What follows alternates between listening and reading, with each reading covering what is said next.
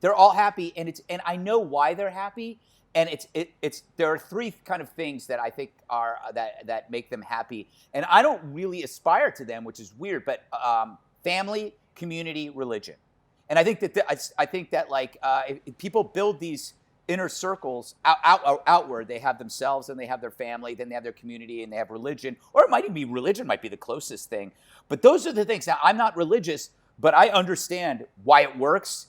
And religious people tend to be incredibly nice and forgiving and will help you. And part of being religious is actually helping people and being charitable. That's the same thing. And it also bleeds into their family and their community.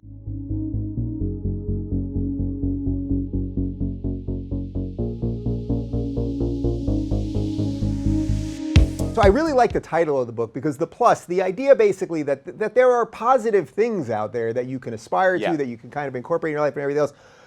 We've talked about this a little bit on your show, but one of the things that I'm kind of amazed by right now is that a certain set of people, and I would say generally politically they're on the right, they are actually much happier than the people on the left.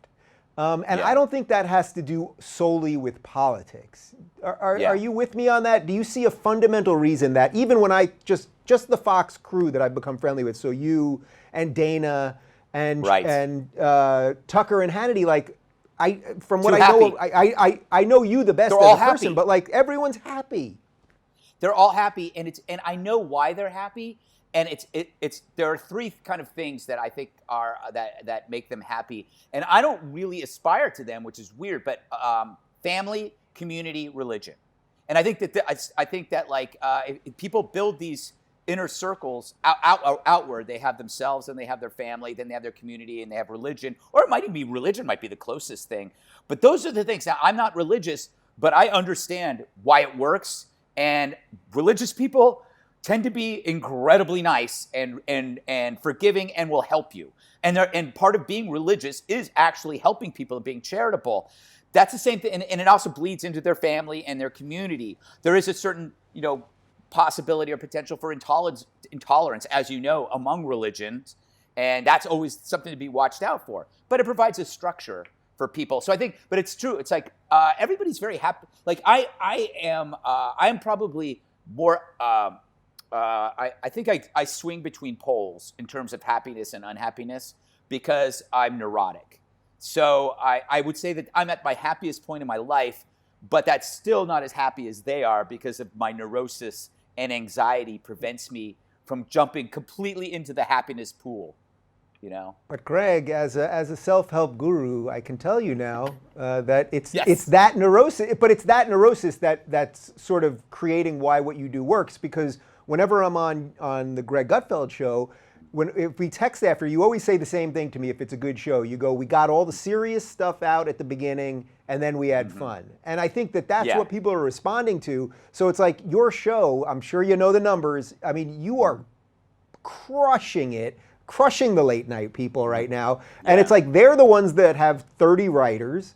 They've got, millions and millions of dollars worth of budgets and all that stuff. And they're miserable and unfunny. How many people work on your show? 8 maybe. And in terms of writing that show, we used to do this every night with Red Eye with roughly the same crew. And it's like I write my monologue, and then Tom and Holly and this other kid, Gene, will work on the segments and the graphics. I better not leave anybody out. And of course, Kat does her thing, which is really good. And Tyrus writes his stuff.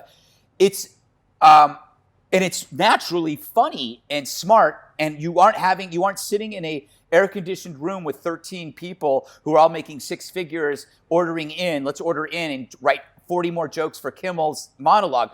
I'm opening myself up when I say nobody writes my jokes because that's like, we can tell, Greg. But But I always start with like, okay, I have a serious point to make, and then you work your way through that, and then at the end, there are these jokes that come up, absurdities, and instead of just leaving them out, I put them in, and it always helps to have targets that are hilarious. I mean, CNN never gets old. As long as you have Chris Cuomo and Don Lemon, I'm going to have a monologue, and or Brian Stelter. I mean, these are the gifts that keep on slobbering.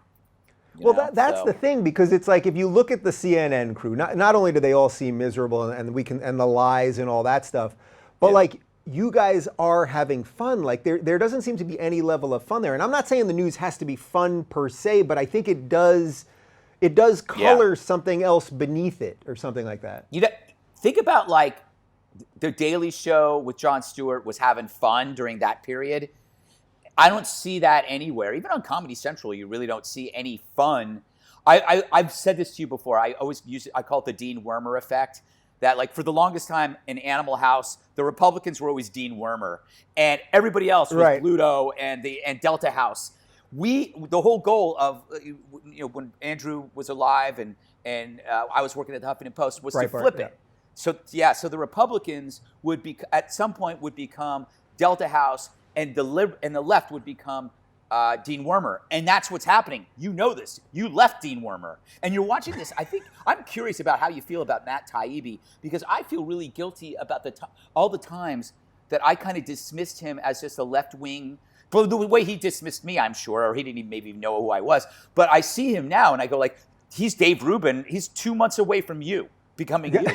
Right? Well, I feel like it's like a little pat on my back. It's like, oh, all of these people now are just saying what I said years ago. So it's like when you're ahead of the curve, you somehow feel behind it in a way. When it starts getting to the moment of mainstream, you're like, but it's good. Like I don't know that he knows me specifically, but I'm like, you're just writing the same exact stuff I said 4 years ago, and that's really great, Yeah, you see that though.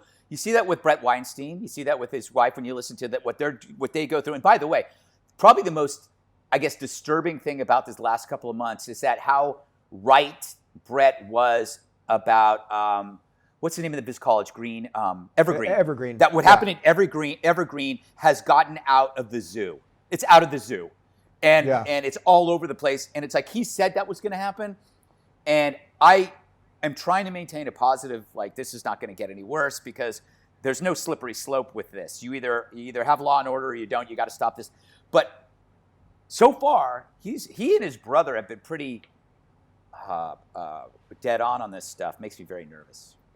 So for a guy like you that doesn't want, I know you don't want the whole system to collapse, but I think we're probably similar in this way. You understand why it's collapsing. Yeah. What do you see as the way that we can kind of get out of this thing?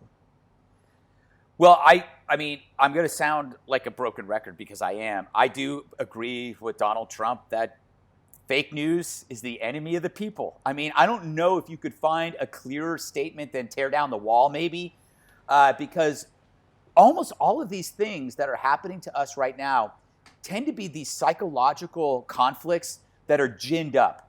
And I think if you go to any serious issue where there is an issue, you could talk about police and policing communities, serious issue.